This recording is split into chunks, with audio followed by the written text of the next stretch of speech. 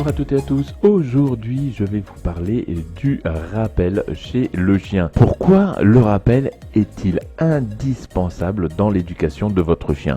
Eh bien tout d'abord, le rappel est une chose fondamentale. Il permet de faire revenir votre chien auprès de vous lorsque vous l'exigez, et cela dans n'importe quelle situation, y compris en cas de danger. Beaucoup trop de personnes pensent que le chien revient naturellement auprès de son complice humain, mais cela n'est pas tout à fait exact. En effet, lorsque vous avez un chiot, pour mémoire, à partir de la 8e semaine, celui-ci va vous identifier comme le nouveau groupe social. Il aura comme primo réflexe de vous suivre et une fois qu'il aura compris la sonorité de son doux nom, il reviendra logiquement à vous.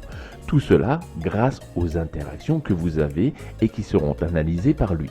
Les propriétaires de jeunes chiens pensent à tort que le rappel est acquis, mais il est important de comprendre qu'une fois la maturité sexuelle de celui-ci atteint, en fonction de sa race, environ au 6e mois pour les races dites classiques et aux environs du 8e mois pour les races dites tardives. Il aura plutôt tendance à ne pas revenir car celui-ci est explorateur, opportuniste, mais surtout en âge de se reproduire et donc de fonder son propre groupe social. Il est donc impératif d'expliquer à son chien ce que l'on attend de lui dans telle ou telle situation.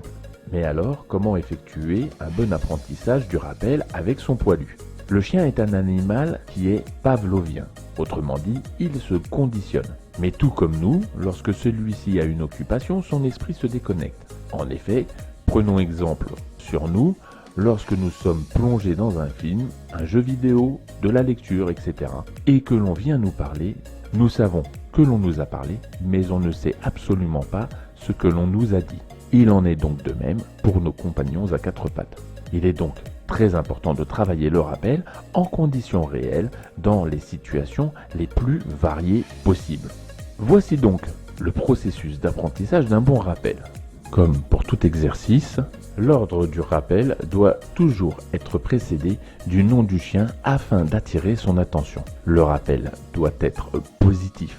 En effet, vous devez donner envie à votre chien de revenir à vous. N'hésitez pas à être très expressif au risque de vous ridiculiser un peu.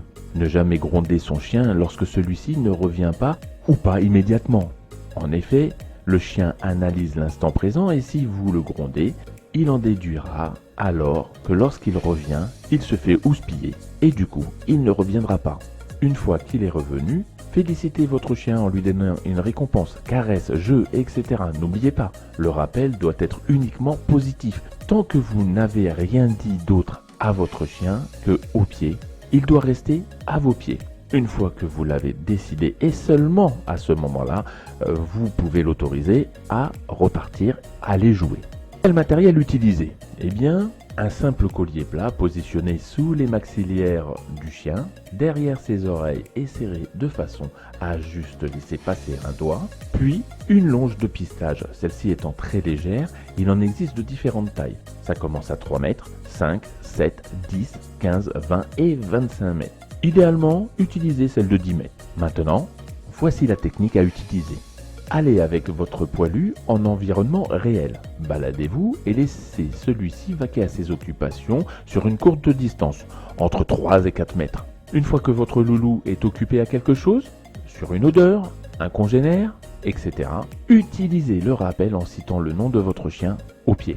Tout en tenant la longe, reculez et stimulez votre loulou jusqu'à son retour à vous. Recommencez la manœuvre plusieurs fois.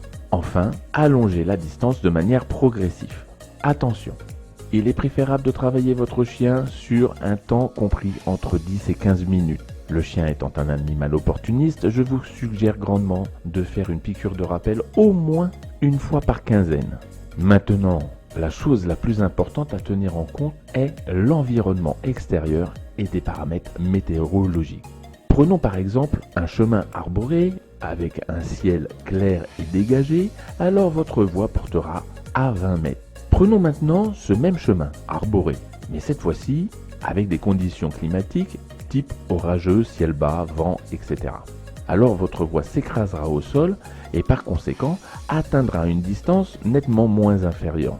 alors votre voix s'écrasera au sol et par conséquent atteindra une distance nettement inférieure. Si vous vous trouvez au bord d'une plage, votre voix sera audible sur une distance de 5 mètres. Autre exemple, si vous êtes en plaine et que vous avez le vent de dos, votre voix sera audible sur une distance plus importante que si vous avez le vent de face. En conclusion, il est donc indispensable de prendre en compte les facteurs environnementaux et climatiques.